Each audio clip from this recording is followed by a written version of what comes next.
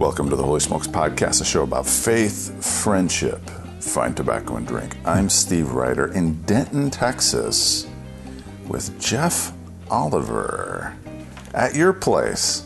That's right. Thank you. Welcome to the podcast, my man. Appreciate it. It's good to be with you. My first question is normally what you smoking, but because we're in your house and you just had a little kind of medical thing going on the last month, probably, right? That's right. Yeah, I'm kind of sidelined. Yeah, we're not doing anything. Talk about what happened, dude. Well, I wish I had a cool story like it was a motorcycle accident or, I was hunting or something, but really nothing like that at all. There was a sore on my foot and kept messing with it like you're not supposed to do, and it got angry. And so I had to go to the emergency room, and they kept me in the hospital for about a week, and lots of antibiotics they sent me home with and told me I can't put weight on my foot for the next 6 weeks. Well, I'm glad you're doing well. I'm glad that the infection, it sounds like it's gone, and that you're on the mend. And that's right. Every medical professional I see, nurses and doctors, they're like, boy, this looks much better than we thought it would at this point. So really? That's always good. That's cool. So tell me about, where'd you grow up? I grew up in Richmond, Virginia, only child. And so a lot of people say, oh, well, that makes sense then. As soon as you let them know you're an only child. Yeah. But I feel like I was probably a little spoiled, but not as spoiled as some only children I know. Yeah. And grew up there my whole childhood. I graduated high school there, right, living in the same house. What kind of family did you grow up? What did your parents do? Yeah, my parents worked for the state. In Virginia, it's a Commonwealth, so the Commonwealth of Virginia for the Department of Transportation, and my dad was an accountant, or he still is. He's retired, but he's still, mentally he's still an accountant. Mm-hmm. And my mom worked there kind of managing people to process the orders and things for the Department of Transportation. So it was always a very stable environment, always steady income. There were no highs and lows like I've experienced with jobs. They were always very steadily employed and retired together on the same day at age 55. Wow. Yep. Wow. So what kind of kid were you growing up? What were you into? I was into video games, couch potato, which won't surprise you when you see me, that I was pretty quiet, I think. I think I, like most kids, probably doing what I'm supposed to do and didn't get in a lot of trouble. So probably depends on who you ask. Yeah. I always got trouble in school for talking too much, but that's I've used that for my good now, being able to talk a lot. So yeah. So did you go to college? Went to college and thought I knew what I was going to do. I had my whole life planned out, and as people do at that age. And which was I was going to go into business. That was going to be my degree, and then go into law. I actually wanted to do kind of business law, and really saw the dollar signs and not much else of that career, that path. I just knew that lawyers made a lot of money, usually, and that's what I wanted to do. So I even had the woman I thought I was going to marry at that point I was dating in high school. Mm-hmm. So I'd made all kinds of grand plans. And then when I was in college, my first semester, God really just shook me. And how so? And it was through a little bit of being homesick and life struggle, just kind of not being sure of my path and where I was going. And where were you going to school? James Madison in Harrisonburg, Virginia. So I was about 3 hours from home. Yeah. And so I remember going home one weekend and just praying, and I had talked to my pastor, who had been my youth pastor, so I had a real rapport with him, and talked with him and about life and what was going on. And I just remember praying one night and felt God right then calling me to further ministry, to deeper, to being more than, what I would say a pew sitter. And I expected to be a good church member and paying my tithe and doing all that stuff as an attorney. Yeah. But God said, no, I've got something else. I've got, a life of ministry for you. And what did you think that looked like at the time? Well, the assumption, I think, is being a pastor. And so I just did what I knew to do and dove into the Bible. couldn't get enough of that. I mean, I'd been baptized as a kid at age 11 or so, but I feel like that was really I don't know if the first wasn't real, or, you can question all that all day long, but this was really a place where I realized at age 18 that this life is meant for more than just being a dutiful Christian, but really serving God and doing all that you can. Jim Elliot said, kind of burning yourself out for the Lord. Yeah. I'm not sure I'm there yet, but doing more and being more committed than just showing up on Sunday. So did you transfer then? Go somewhere else? I didn't. I changed my major, much to my parents' chagrin, because they were paying for college. And I switched to, of all things, a psychology major. But I loved my psychology classes that I had taken already, or class that I had taken, and thought, well, that kind of made sense to do that in that field that I was looking to go into, and that would help with knowing people and how they work. And then, so when I ended up going to seminary and pursuing that, I went to biblical counseling. And then it all made sense. And then the psychology degree didn't seem like it was worthless. So where'd you go to seminary? I went to, well, that's a story too. I went to a seminary that had been started right in my backyard. I mean, it was there in Richmond, Virginia, and it was Baptist. I'd been raised Baptist, but they were very liberal, and I didn't know that. They were the foundation was not God's word as being reliable. That was not the source where they started from to understand life in the world. And I didn't know that until I got there and I was sitting in classes, and it was just not where I wanted to be. Yeah. I mean, I recognized pretty quickly, but I had to listen to some of the teaching and raise my hand a lot and say, well, I have a question about that, or I'd like to refute that. And just got a lot of weird looks from the teachers and from other students, until after class, one or two students would tap me on the shoulder and say, hey, I'm glad you said that. Thanks for your support in class, by the way. But so there were a few of us there that recognized, man, this is not healthy. Yeah. In our outworking of our faith and in trying to go into church work or whatever and serving people. This is just not really the way it's supposed to be. So I was there for about 3 semesters, and I left. In the meantime, met my wife. We started a family quickly. Yeah. And I was just kind of bouncing around from job to job, and really couldn't hold a job for more than a year and a half, 2 years. Because Why? It was always different reasons. I mean, one job I just royally screwed up one day and made a string of bad mistakes that cost the companies a little bit of money. And I apologized as much as I could, and they said, well, we still need to let you go. There were other times where I just, it just wasn't the right fit for me. There was one that was about an hour away, and commuting an hour every day was just, it had worn thin. So just kind of one job after another, but always knowing that I was really called to go to seminary, and I really needed to complete that education and do that. So I feel like that's why the unstable work history, just because I felt like I really needed to do that. And so when I finally did, it was crazy. I mentioned my dad, the accountant, who, everything's done in order, right?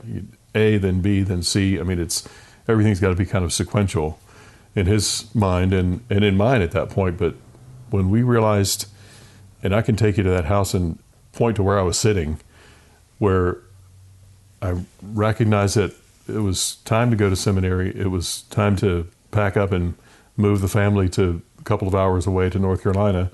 And it was where God said, or I said, or somebody said, okay, you need to sell this house. We'd bought our first house, lived there for about 3 years, which, you never sell a house within that short amount of time. And so from that day to literally to sitting in a seminary class, pen in hand, ready to take notes, it was about 10 weeks. Wow. We had sold a house for twice what we bought it for. Wow. Paid off any kind of student debt we had, paid off all of our debts. Wow. Gotten accepted to seminary, gotten accepted to student housing. My wife had accepted a job there teaching in a Christian school. My sons had gotten enrolled in the Christian school. I mean, I had gotten a part-time job from a guy who I'd gone to college with and didn't know was a professor at seminary. And so, he had a job waiting for me. 10 weeks, and I was sitting in class going, wow, how'd that happen? You said North Carolina. Where in North Carolina? It was Raleigh, North Carolina, Wake Forest specifically. Yeah. Oh, okay. Yeah, so I went to Southeastern Seminary there. Yeah. And how long were you there? 4 years there. Yeah. We've moved every 4 years of our marriage. It's like we're on the lam or something. We're not. We're not running from anybody. We're just every 4 years. It's just been time. I see a lot of books. Yeah. Where we are, and games and books, and that's a lot of packing, dude. It is. And I've tried to thin out just this one out of the 4 bookcases that have my books in it. I've tried to thin out this one right behind me. But the disclaimer is, and others who have been to higher education can tell you, this doesn't mean I've read all of them. I just, some of them just look good on the shelf. Yeah. But it also doesn't mean that I agree with all of them. Yeah. know? But I just... Which I believe is a sign of a good library, is that, you, for the books you disagree with, you're still stretching yourself. And I picked this up from a pastor I served with and who mentored me. He said, if there's one that I really don't agree with, sure to make notes in the margin. Yeah. So if somebody were to borrow that book or see it on my shelf, they'd see my notes going, oh, he doesn't agree with this at all. Yeah. Yeah. So after your time there, where'd you go? What'd you do? Yeah, I went to, actually with that pastor I've just mentioned, there was a church plant from our church in Raleigh. They had started a church in Del Rio, Texas. And I had never heard of Del Rio, but I always liked Texas. I mean, something about this, little only child boy growing up in Virginia, and I don't know what Westerns or something. I just always kind of set my sights toward Texas. Wouldn't that be cool? And I'd wear the cowboy hat and all that stuff, and everything I knew about Texas, which was nothing. And we liked Dallas Cowboys. That was it. But I'm sorry. And I said liked, so I'm not sure where we stand now. So I started looking into that church plant, and I think we'd started talking to that pastor already. But I say we, not really, just I did, because my wife had told me whenever we'd gotten married and kind of early marriage, she says, look, I'll go wherever you want to go in ministry and stuff. She said, just 2 things. I never want to live in Texas, and I never want to learn Spanish. Because Spanish had been terrible for her in school, and it was just a nightmare. Yeah. So she wasn't going to touch that at all. Never wanted to be in Texas. I don't know why. She just didn't. So God calls us to a border town in Texas. And she didn't go kicking and screaming. She was ready for it. Really? In fact, the pastor from that church in Del Rio had spoken at our church in Raleigh one day, and she listened to his story, and it wasn't a travel log. It was how great the place is and how fun the people are. It was like, this is a spiritually dark place. It's really hard. There are a lot of hard issues, and drugs, and there's immigration is always an issue there, and there's crime, and so we're leaving church that day, and she says, hey, have you ever thought about us going to Del Rio after seminary? Yes, but I said I wasn't allowed to bring it up. But she says, I think we ought to think about that. Wow. So we looked into it and pursued it, and I got there, and the pastor's like, what do you want to do here again? I mean, he was willing for us to move there, but wasn't sure how it'd be used. So there was a lot of growth there, a lot of mentoring from him, and I still consider him a mentor and call him often. But I served in music and leading worship there, and with youth, and we set up a counseling center there. So I was fresh with a biblical counseling degree. Yeah. I had, some regular clients, I guess, and we served the church that way so he would send, I always teased him for being a one and done counselor, like he'll counsel with somebody one time, but he's made them so frustrated or something by the end of that counseling visit that he's done. Yeah. I don't mean to say he's not gracious or, but it's just like, well, here's what you need to do. Oh, just do it. It's like have you ever seen the parody skit with Bob Newhart? And it's one of these skits where he he just says, Stop it. Stop it. Well, you want to do that? Stop it. That's the. If I remember right, I think that was an SNL skit. Yeah, that's all the counsel we want to give, right? But so I took a little more time. Not there's the other side of counseling where somebody takes 2 years in counseling, or 3 or 4 or 5 years where they just keep coming every week and laying on the couch and hearing the counselor say, what else? And that's kind of it. So I'm somewhere in the middle. Yeah. But we had a great experience in that church, and still a lot of people who are still there, and the church has grown. So we don't know a lot of people who are there in that church, but we still keep connected to a lot of that. Those are good days for us, our family, the 4 years in Del Rio. What years were you there? 2009, when I was finished with seminary, to 2013. And then where'd you go after that? So towards the end of that time, the church association our church was part of, out of, I think it was about 45 churches, a third of those didn't have a pastor at that time. And so it really was a tough place to do ministry. And so they didn't often keep pastors for very long in any of those churches. And so my pastor looked and he said, look, we've ordained you and you're good. I've had you preach, about once a month at that point in that church. And he said, I think it's time for us to kick you out of the nest.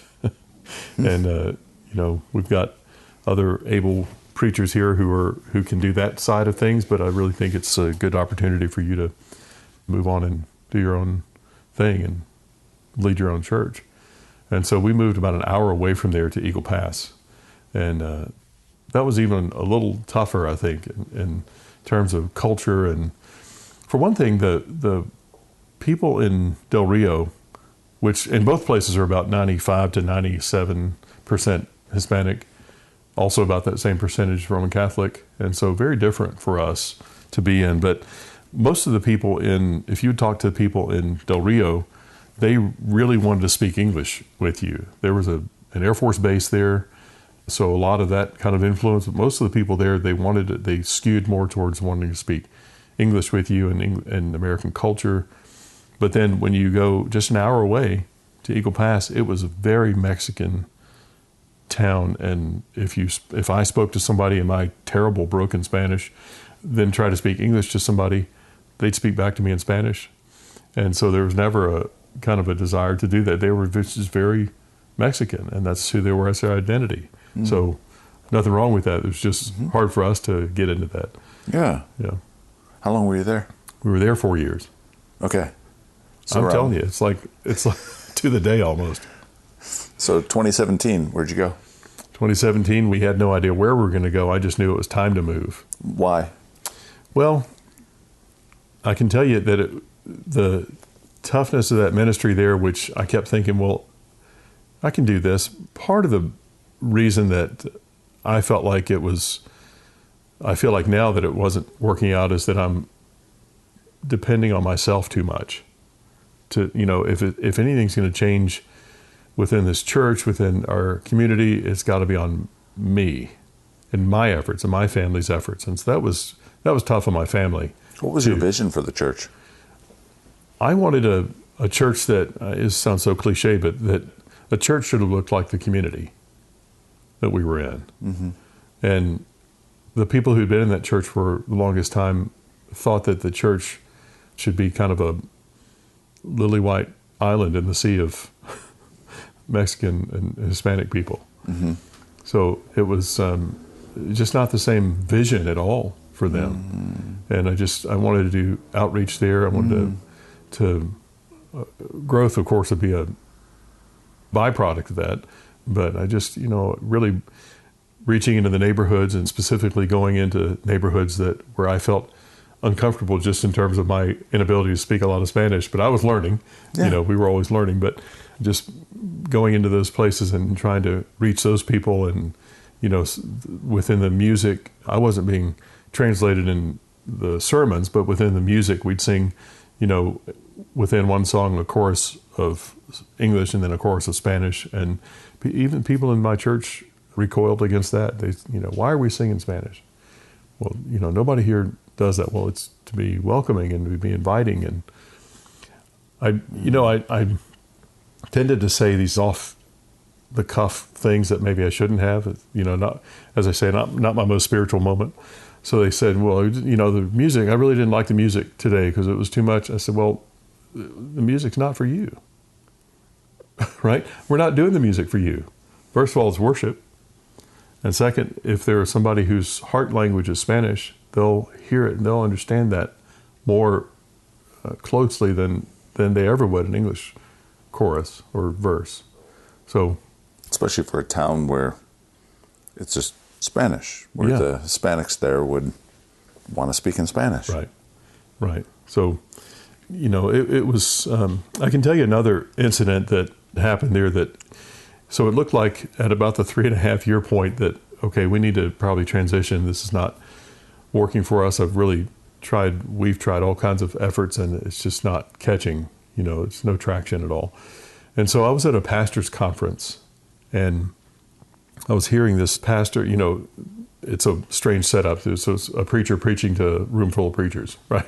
Mm-hmm. So, and I was just taking notes and really into it and understanding what he was saying. He said at one point, I remember him saying, I can almost just picture the scene where he says, Pastor, it might be time for you to leave your church. It could have been just him and me in a room. And it just hit me.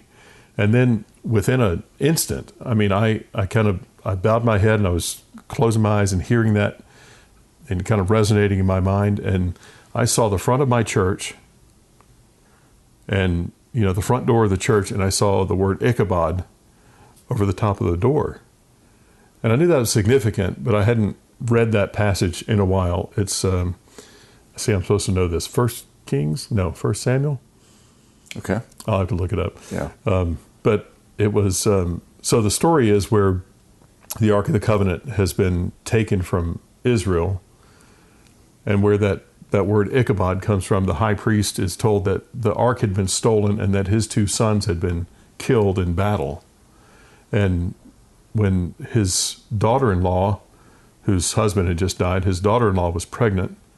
When she gave birth, she was so overwhelmed with that grief of hearing that news that she gave birth there, and she named her son Ichabod, which means God's glory has departed from Israel. Mm-hmm. So in that moment, to hear or to see that word Ichabod written over top of the door of my church, I went, whoa. Yeah. So then, and you think, well, that's kind of weird. Maybe that was stuck in your mind somewhere and you just put those together. So then I went up to one of the leaders of that convention and speaking with him, and I said, look, people have told me I need to come and talk with you and get prayer. He was kind of known as the prayer warrior that everybody went to. And I said, look, I can't tell you a whole lot about my church. We didn't have time really to go into that. But I said, could you just pray for me and my church and what's going on in our community? And so he puts his big old hand on my shoulder and we start praying. And he said, he prayed a beautiful prayer. And he said, at one point in there, he said, and God, I don't know if you've written Ichabod over his church. Well, yeah. So that shocked me, and he and I hadn't compared notes at all before that. So I just thought, okay. So confirmation. It was just time to transition. And I went away for a few days just by myself to read and think and pray, and confirmed all the more. So we were on our way out, and I let the church know. They let us be there living in the parsonage and such for about 6 months after that, and for us to transition. And where'd you go? And so then I didn't know where we were going to go. I mean, we knew we were going to point it north and maybe, live wherever the U-Haul ran out of gas, or we just had no idea. Like Abraham, go to a place that I will show you. We were praying and thinking about where to be and kind of hitting the city centers, Houston, Austin, Dallas. We don't know kind of where we're going to head. Staying within Texas, though, and within that transition time, a friend of mine who I sold cars with before, that was my, so-called real job when I was in Del Rio, and never want to do that job again, by the way. But he had been the sales manager there in Del Rio, was now in Dallas, and he says, look, I see you're in transition now and you need something to do. I've got a job here if you need it. So that was really our only thing that says, I mean, I was looking into other churches and applying and even interviewing at other churches around, and I just couldn't find anything. And I just figured that was God saying, you need to pause for a while. You need to back off, heal, regroup, get your family right. That was key. And so I went in there and I went in and into the job and stood around and didn't sell cars all day. So that's not the way that's supposed to go. Yeah. But when I showed up and they invited me not to come back after a particularly bad month in car sales, I was looking again. And I had actually, when they told me that my services weren't needed anymore there, I had already accepted another job. I mean, I was still applying, and I'd already accepted another job with Right Now Media as in a call center, and ended up working on putting together some of their simulcasts events that they had. So that was a very good job, and it was a place to do that healing and just feel affirmed and encouraged. And so that was a great time working there and getting back into, what was real ministry for me. Yeah. How long were you at Right Now? About 2 years.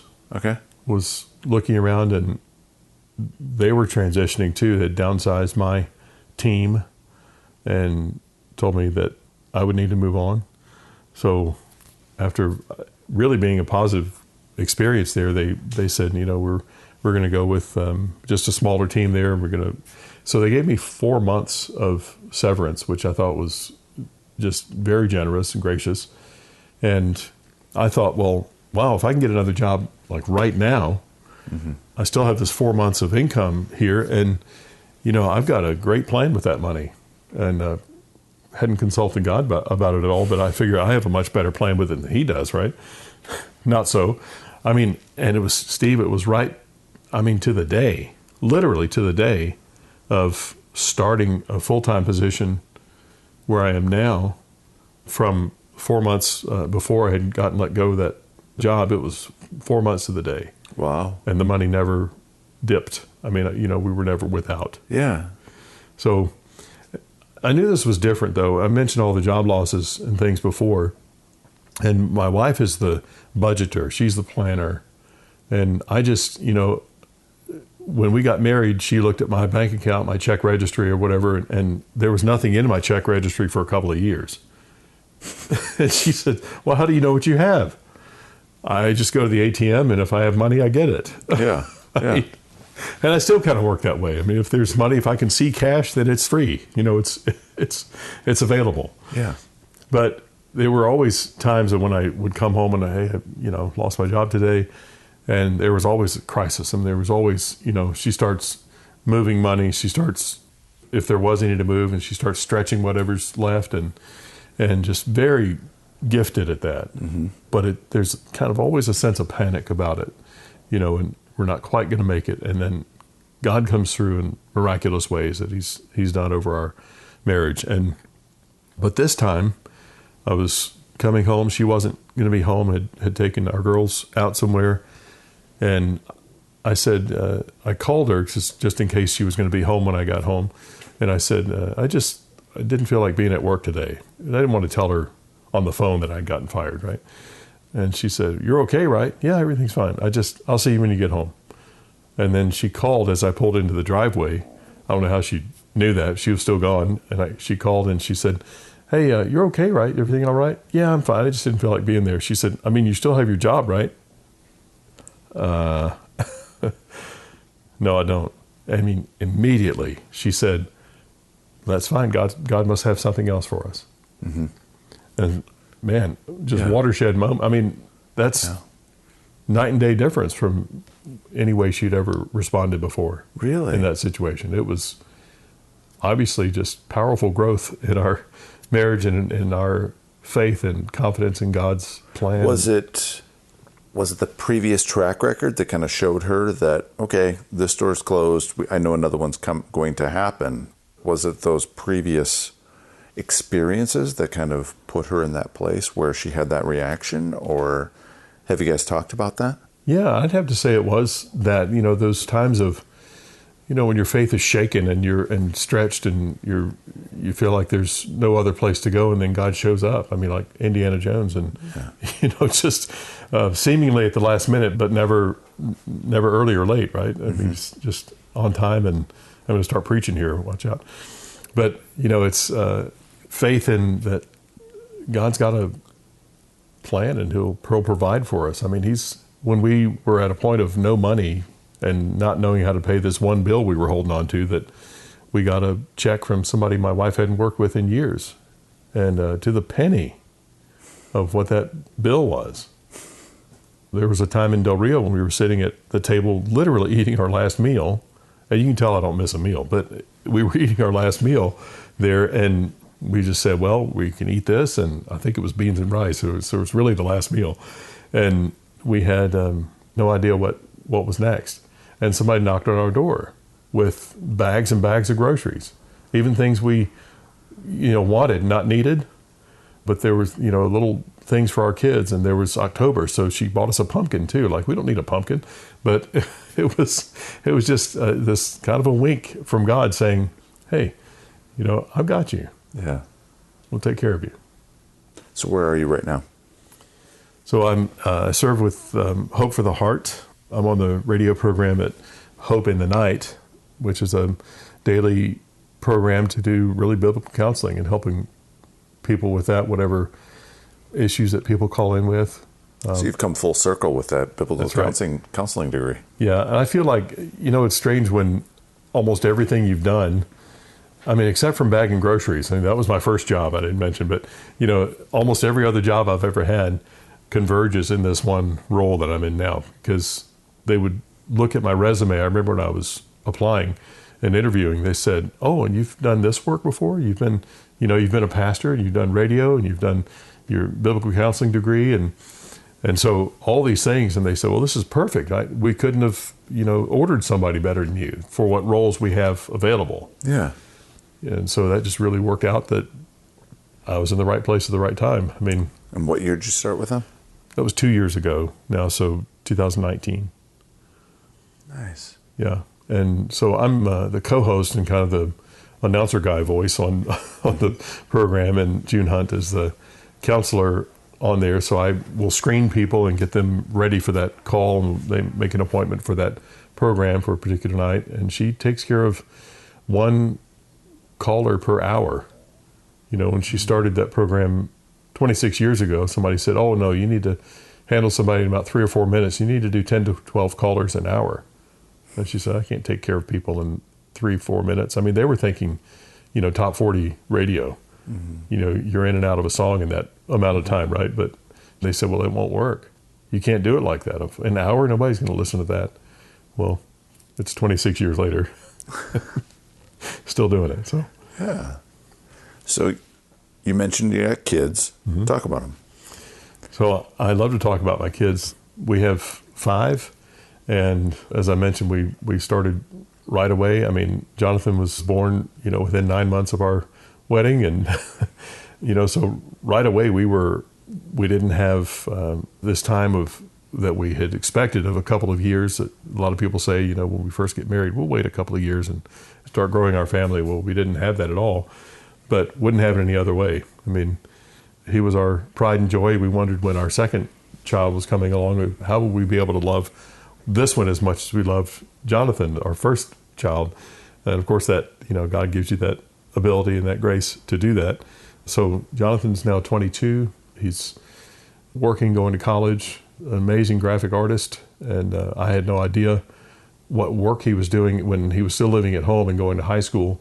And all I saw him was playing around on a tablet, and I thought, what are you doing? I mean, get out and do something. But he was working on things then, sharing ideas with people, getting better at what he was doing, and even starting to sell some of this art to bands, these screaming metal bands, the Christian bands, but just the music in it is just not anything he ever got introduced by me, but he entered contests from them for album art and T-shirt art and started winning.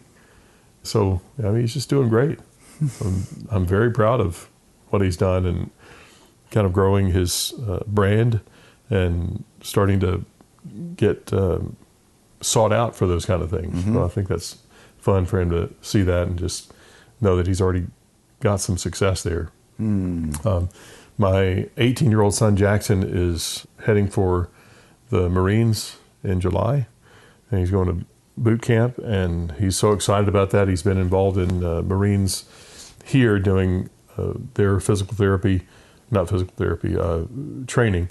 And twice a week he'll go over there and spend a couple hours sweating, and then he comes home and does pull-ups and push-ups and sit-ups, and I mean, he's dedicated. I've just never seen that kind of drive, but he's not going to fall behind in the pack. You know, when they start to get doing that stuff in boot camp, he's going to be he's a leader. And then there was a gap. Because Jackson was praying for a baby sister, and praying, believing that he'd already received that, and then telling his teachers, "Hey, my mom's having a baby girl." And so we started getting congratulated. We had no idea what anybody was talking about. That was far off our radar at all. We're done. We got 2 boys and we're done. And then, I mean, we got pregnant, or she did. I didn't, but she got pregnant, and we thought, well, let's see how this goes. And then we got to that point in the pregnancy of getting an ultrasound and finding what gender this child is, and hey, it's a girl. And so Jackson was overjoyed with that, and realizing and as he said it, my prayer came through twice. We're having a baby and it's a girl. So he just knew God was very specific in doing that. And so his relationship with my daughter, Rebecca, who is now almost 12, can be a little contentious at times. So he always teases her that she's not the one he was praying for.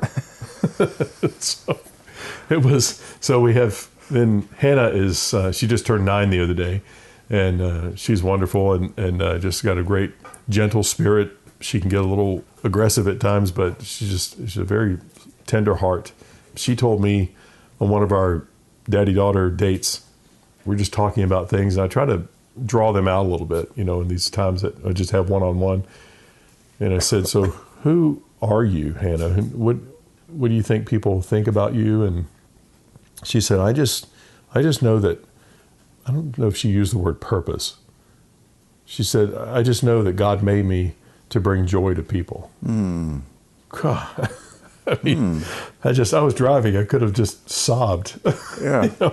I said, "Wow." I mean, so tell me about that. She said, "Well, I just know that's why God made me. I just want to bring joy to people and just make people happy." All right. I mean, you can't script that. I mean, that I don't know where that came from, except, as I always say, somebody's discipling these kids. It must be my wife. But that just really was an amazing comment there. But then Miriam came along a couple of years after Hannah. Miriam's now 7. And she is the one who Jackson says, "Well, okay, Rebecca's fine, Hannah's fine, but yeah, Miriam's the one I was praying for." So we said, "Well, that's 3, son. You can go ahead and stop praying about it," right?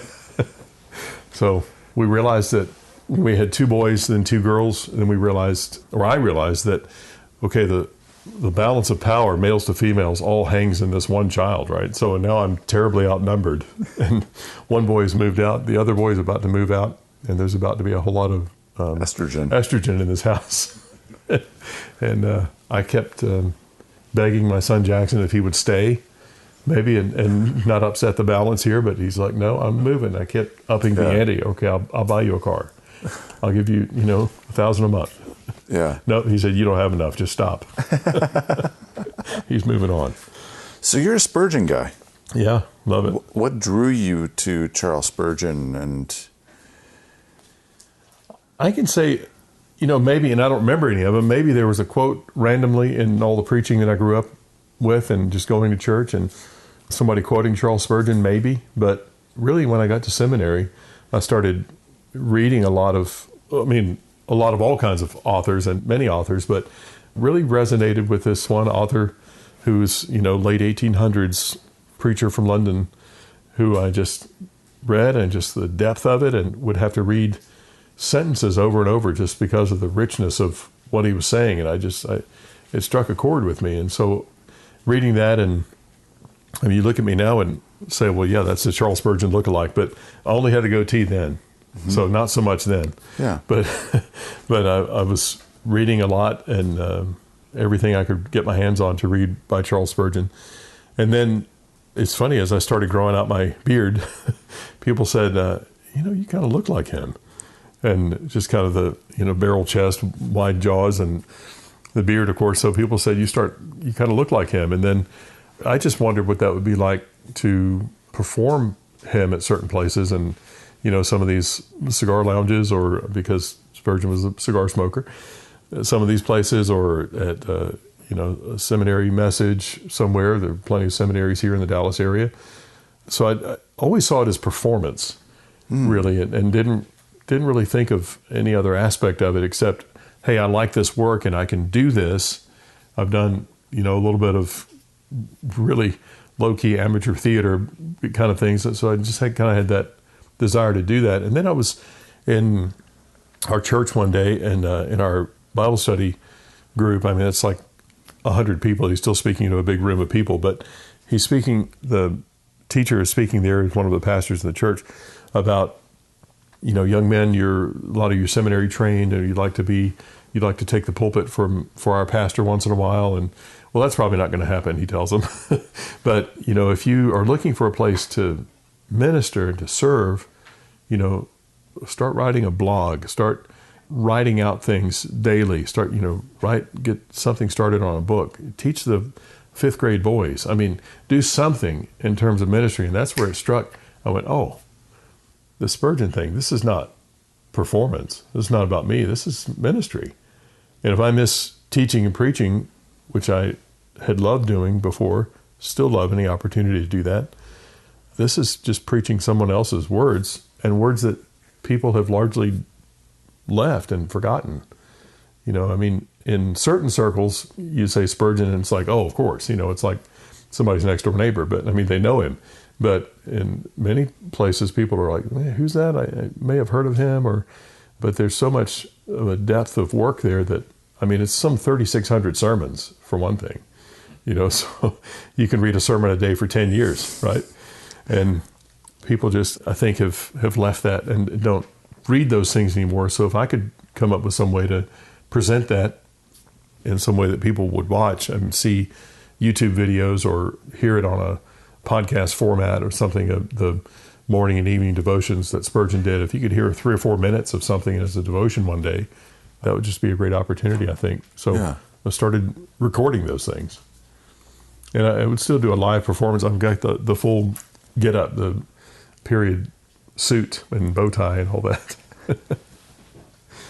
So if people, give a short little introduction for people that don't know who Charles Spurgeon was, and then where do they find, more of what you're doing with that?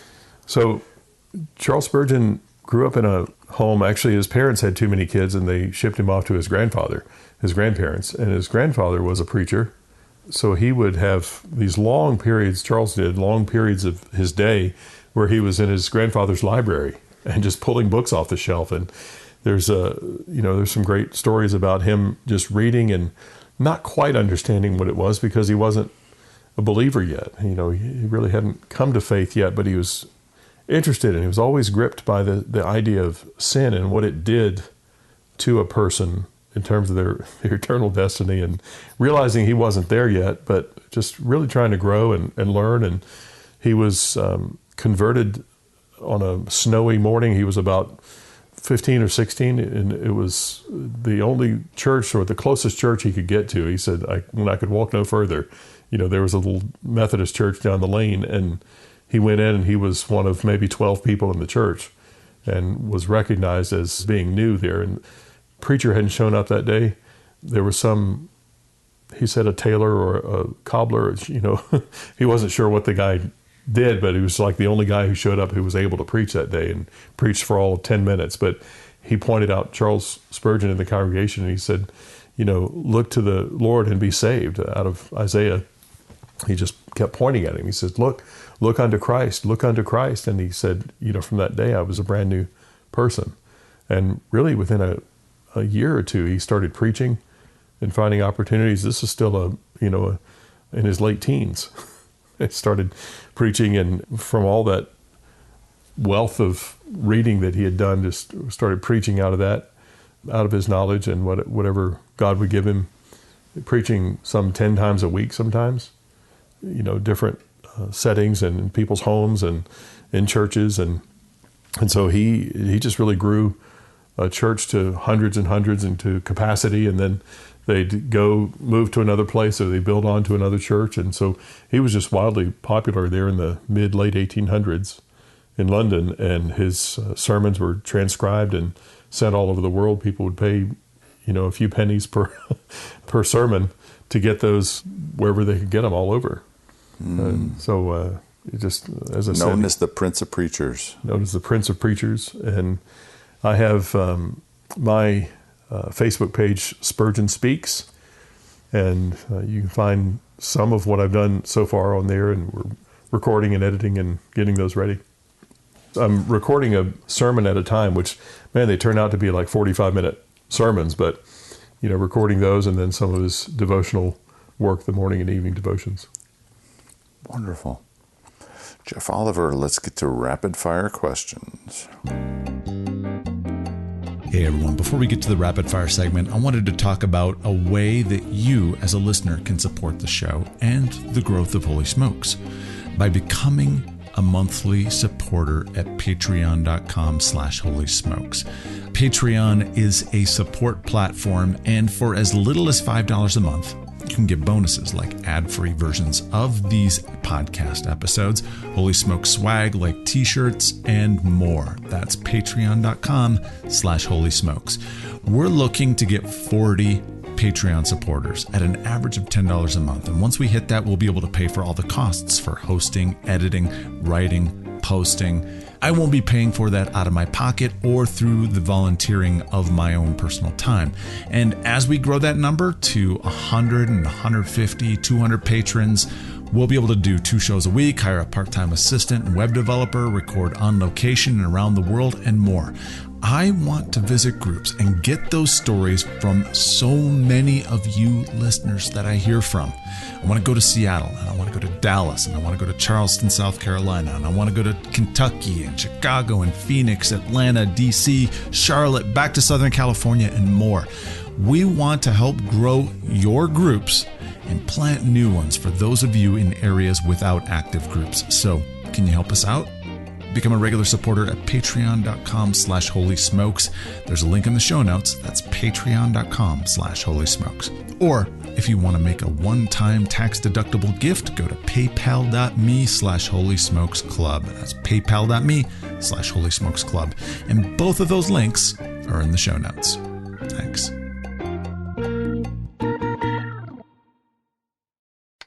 Rapid fire. Fire here. So when did you first try cigars and pipe? When I was in college, I always say I smoked everything that's legal.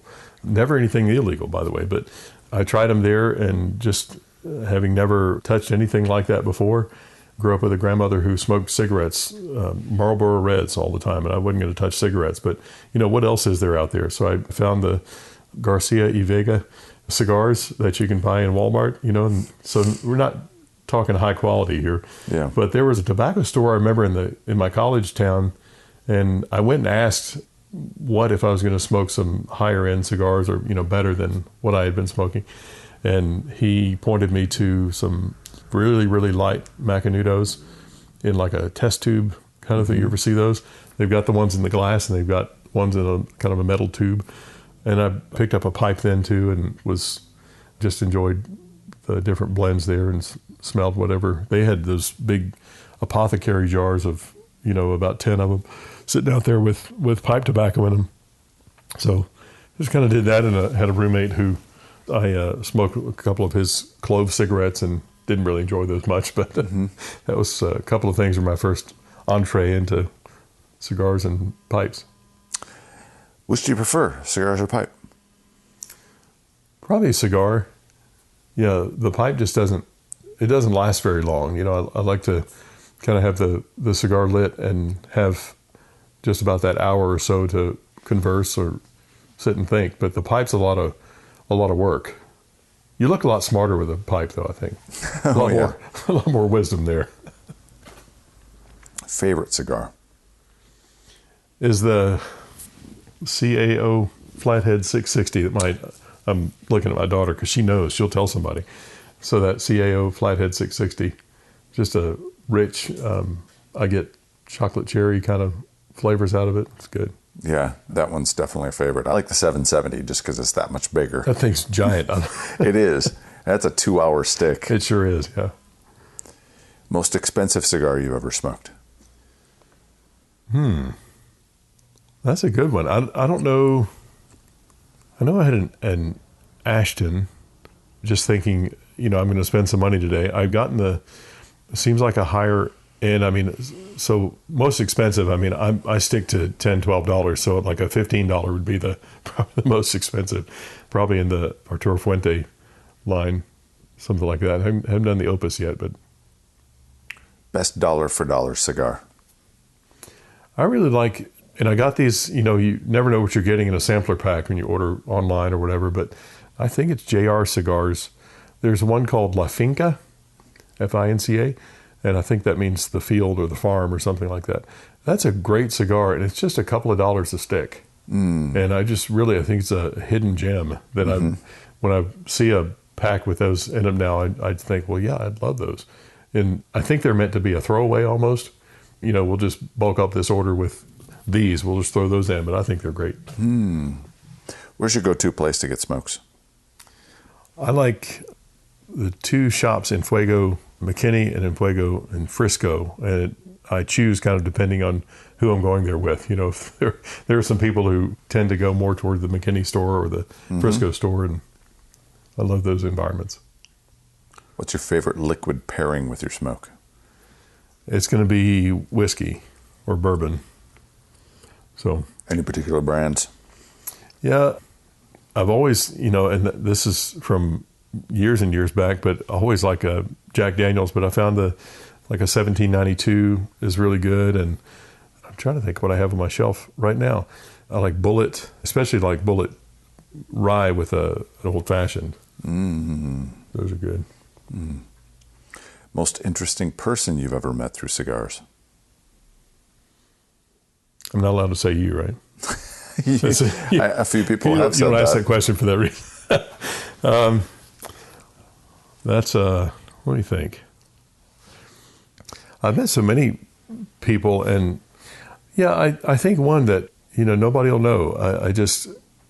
I walked into a place I'd left work for the day and was going to go to one of my key places, one of my favorite spots. And I thought, well, I haven't been to Cigars International for a while. That's a much larger venue. And usually just kind of, you can get lost in there and it's more of a sports bar feel sometimes with the noise. And, but I thought, well, I haven't been there in a while. I'll just see what's going on over there. And I sat down on one of the chairs, the big comfy chairs they have there, and they're all kind of in a line. Found one that was available and sat down, and the young man who was sitting there, he was also by himself, and he just started, mentioning a couple of things. He noticed that my cell phone didn't have a case on it. He said, well, you kind of like to live on the edge, don't you? Just that kind of thing that, and he mentioned my cigar, my little travel humidor that he liked, and so we just started talking, and man, we just got in the deepest conversation about his life and his upbringing and how he wanted to raise his daughter and wanted to be, he's a man of faith, but he really hadn't delved into that much lately, really wanted to get back into his faith. And so I've kept up with him a little bit, and I just thought, man, this was a divine appointment. Of all, what's the line from Casablanca, of all the gin joints in all the world, but of all the places I could have gone that night, yeah, and of all the seats I could have sat in, there's this young man, also named Stephen, who, just a great relationship there that helped him to hopefully to further his faith and help me to see that God's, got these opportunities out there for us. Best place you've ever smoked? I'd say my back porch. It's not palatial or anything, but it's when I get home from the radio program, it's usually about 1 or 1:30 in the morning, and everybody's in bed, and I can just go out there and pour a drink. I can go out there and sit on the back porch there. Our yard has a fence there at the back, and then it backs up to a farm where there are a couple of horses. I can hear coyotes in the distance. There's an owl back there. I can hear a cat once in a while walking that fence, and it's just quiet. And so I'll just sit out there and think and look at stars, and that's my happy place. Marvel or DC? Marvel. Favorite superhero? Not a Marvel superhero, but because my wife reminds me of Wonder Woman. Star Wars or Star Trek? Star Wars, definitely. Favorite food? Fried chicken. Ooh. Dogs, cats, neither, or both? Not a pet person at all. Nickname growing up or in college? Elvis.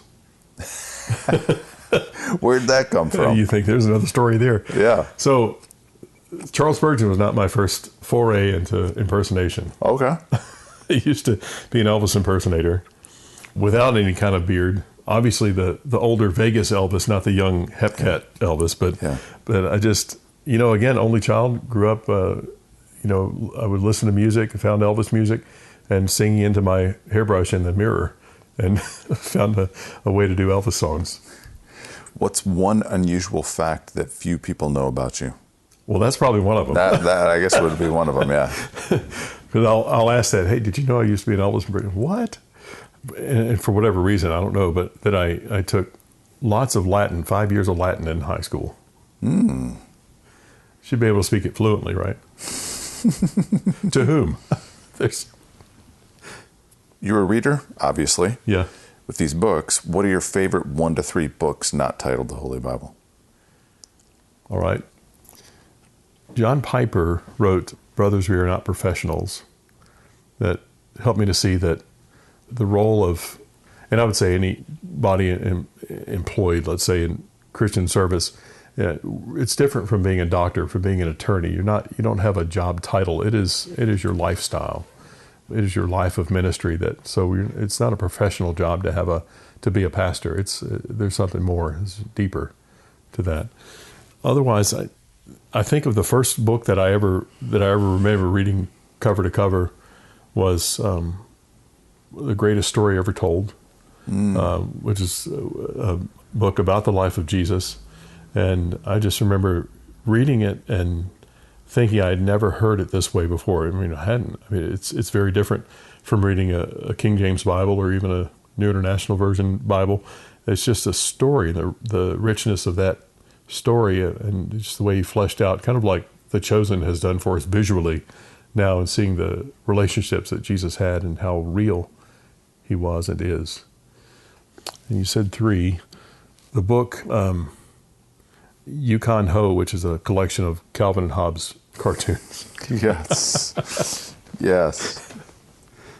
If you could be any animal, what would you be? Elephant. Why? Well, because I just like, the size. It's kind of lumbering through the forest, the jungle. But I found out they're very loyal.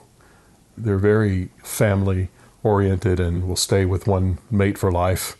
You hear stories about an elephant visiting a grave on the year anniversary of, their elephant friend's death. And, that's just odd to me that there's a connection they have with each other. If you could live anywhere in the world, where would you live? Where would I like to live? My daughter just said off mic, she said Australia. I'd like to visit there. I think I'd like to live in England or Scotland, because of Charles Spurgeon, trying to get the accent right. I just have watched a lot of British TV, and especially the comedies, but some of the dramas too, and becoming an Anglophile. Who's been the greatest influence in your life? That'd have to be, gosh, I really would have to say my wife. I'm not trying to get points or anything, but she and I hope I think it's been two-way, have helped each other to grow so much and recognize God's faithfulness. and helped each other. You know, it's the classic thing of when hopefully any two believers who are in relationship with each other, but certainly husband and wife, when one is weak, the other's strong. You know, and we find that, man, I just can't get through this. The other's there to lift it up, and it might change within a couple of hours. You know, it might be different this afternoon, but, you know, I think we've helped each other along quite a bit. What do you do for self-care, to rest, to recharge? Yeah, I tend to be more introverted anyway, and so just like to retreat, just have that alone time. I mean, smoking a cigar helps, and that 2 o'clock in the morning time that I mentioned before, that really helps me to recharge. And, you know, people wonder, well, why in the world are you staying up till 4 in the morning? Well, because I need that. You know, you just need that time to disconnect and think. What's the best type of cheese? Sharp cheddar. All right, final 3 questions. What does Holy Smokes mean to you, and how has it contributed to your spiritual journey?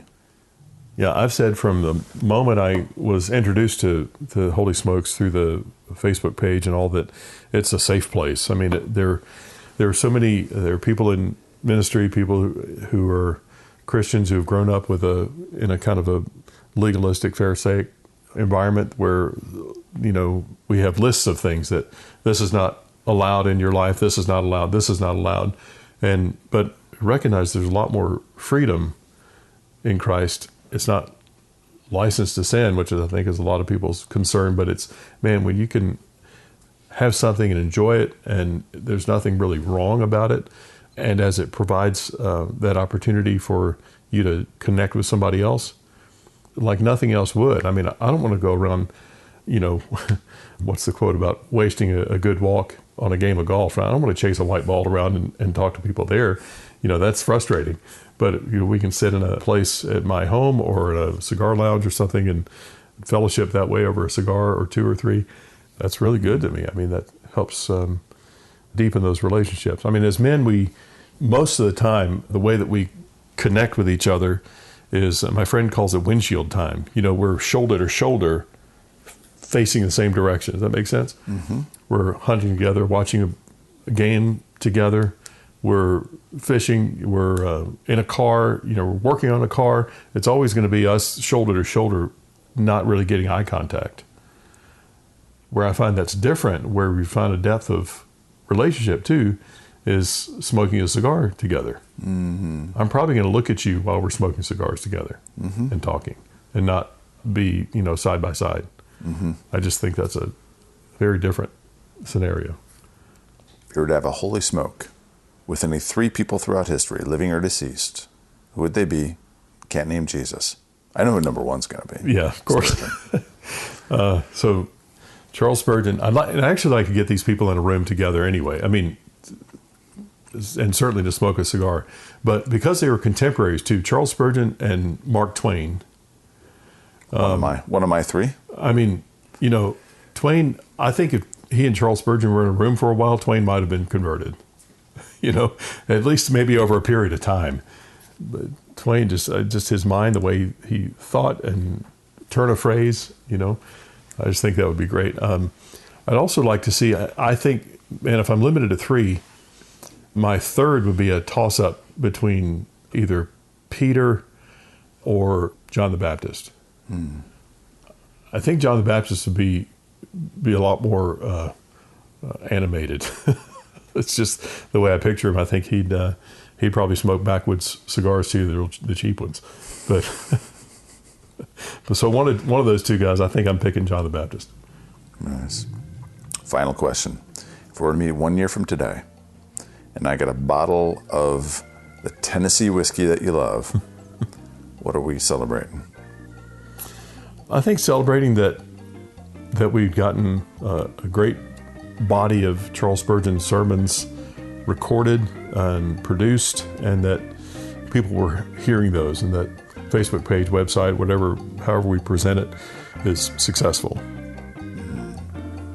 Jeff Oliver, thanks for being on the Holy Smokes podcast, my man. Thank you so much.